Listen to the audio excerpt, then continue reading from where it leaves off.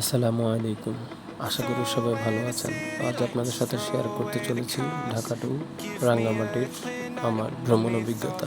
আমার এবারের সফরসঙ্গী হিসেবে ছিল বিডি বাস ইমোশনের সদস্যরা, ট্যুরমেট ইকোনো, জোনাকি, এই দুইটা গাড়ি নিয়ে আমরা ট্যুর কমপ্লিট করেছিলাম। পাইলট হিসেবে ইকোনোর বাপ্পি ভাই ছিল, জোনাকির শিবলু ভাই ছিল। পুরো N1-এর রাস্তা জুড়ে ওনারা খুব ভালোই খেলা দেখিয়েছেন, আলহামদুলিল্লাহ আমি এতে হ্যাপি। খুবই দক্ষতার সাথে ড্রাইভ করেছেন, দুজনেই স্কিলফুল ড্রাইভ করতে করতে আমাদেরকে নিয়ে যাচ্ছিল কুমিল্লার দিকে। আমরা ওখানে হোটেল বিরতি দিব। যে যেভাবে ট্যুর দেয় আর কি, বাট আমরা অ্যাজ এ বাস লাভার হিসেবে আমাদের কাছে বাস জার্নিটাই অনেক ভালো লাগে। আর এই যে দেখুন দোলনি দিতে দিতে জোনাকি এগিয়ে যাচ্ছে। আমরা হোটেলে গিয়ে হোটেল বিরতি দেই কুমিল্লাতে। হোটেল বিরতির পরে আমরা আবারও রওনা দেই রাঙ্গামাটির উদ্দেশ্যে। N1-এর সৌন্দর্য উপভোগ করতে করতে আমরা এগোচ্ছি। পাশে দিয়ে ট্রেন যাচ্ছে, অসাধারণ একটি মুহূর্ত। এই যে চট্টগ্রামের উদ্দেশ্যে ট্রেনটি যাচ্ছে। সামনে আমরা আরেকটা হোটেল বিরতি দিব। ওখানে হালকা চা নাস্তার ব্রেক হবে। এই যে সামনে একটা ট্যুরের গাড়ি, ওরাও ব্রেক দিবে এখানে। তো একসাথে হয়ে গিয়েছি আর কি। আমরা হোটেল ব্রেক পরে আমরা গ্রুপ ফটোশ্যুট করে নিই। এই যে এখন গ্রুপ ফটোশ্যুট চলতেছে। গ্রুপ ফটোশ্যুট শেষ করে আমরা আমাদের গাড়ি আবার রওনা দিবে রাঙ্গামাটির উদ্দেশ্যে, আমাদের গন্তব্যে। ফটোশ্যুট শেষ করে আবারও রওনা দিয়ে দিলাম N1-এর সৌন্দর্য উপভোগ করতে করতে। আমাদের পাইলট বাপ্পি ভাই অসাধারণ একটা মানুষ। তো আমরা পৌঁছে যাই রাঙ্গামাটি।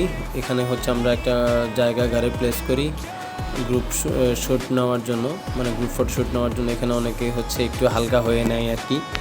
খুবই অল্প সময়ের জন্য এই ব্রেকটি ছিল।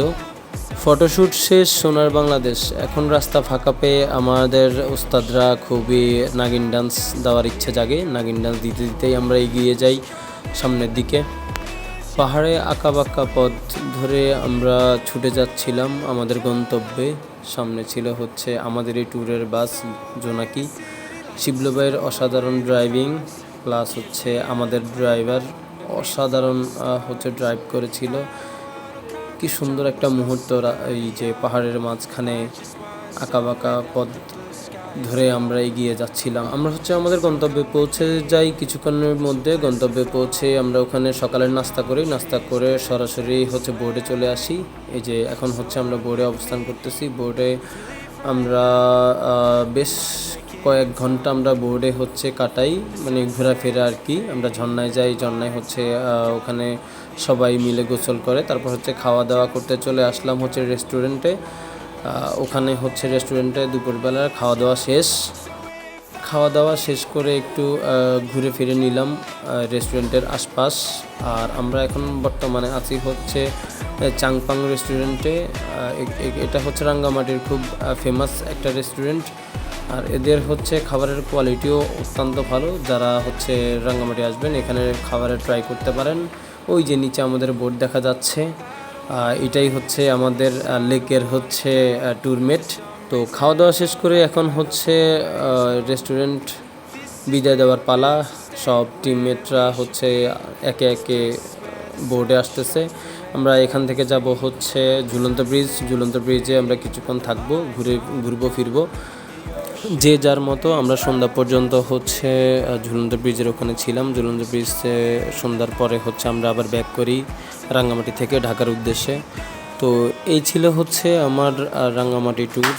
এটা ছিল সেকেন্ড টাইম। ফার্স্ট টাইম এসেছিলাম কেকে ট্রাভেলসের সাথে, তখনও এনজয় করেছিলাম। এখন তার থেকে দ্বিগুণ এনজয় করেছি আলহামদুলিল্লাহ, সব কিছু মিলিয়ে। তো টিম বিএলইকে অসংখ্য ধন্যবাদ এরকম একটা ট্যুরের আয়োজন করার জন্য। অসংখ্য ধন্যবাদ সবাইকে এত কষ্ট করে এতটুকু সময় নিয়ে ভিডিওটা দেখার জন্য। আল্লাহ হাফেজ।